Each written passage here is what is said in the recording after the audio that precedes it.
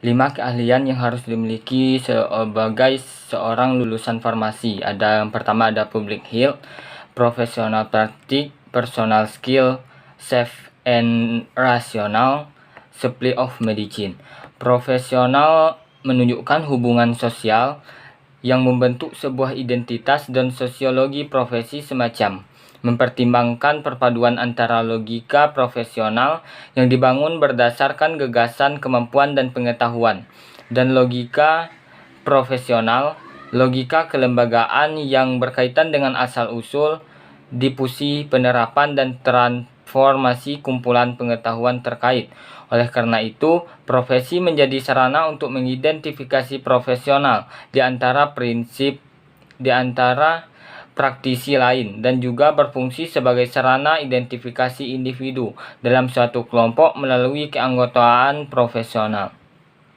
Contoh kasus yaitu ada seorang pasien yang mengalami sakit mah kambuh dan datang ke apotek.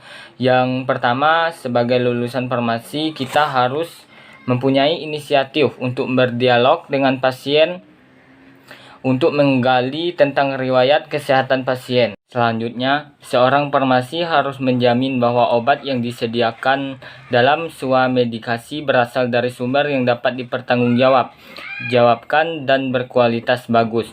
Selain itu, seorang farmasi harus menjamin bahwa obat-obat yang diberi kepada pasien itu adalah obat-obat yang dalam kondisi baik atau disimpan dengan baik.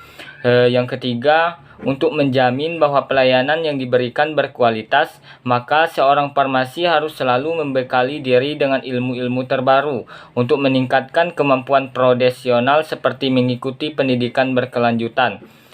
Yang keempat, farmasis harus membangun hubungan profesional yang baik dengan profesional kesehatan lain, asosiasi profesi nasional, industri farmasi. Dan yang terakhir, sebagai bagian dari tenaga kesehatan, farmasi harus berpartisipasi dalam mengidentifikasi masalah kesehatan dan resikonya bagi masyarakat, berpartisipasi dalam promosi kesehatan untuk meningkatkan perhatian masyarakat pada isu-isu kesehatan dan pencegahan penyakit, dan memberikan saran secara individual untuk membantu dalam menentukan pilihan informasi tentang kesehatan.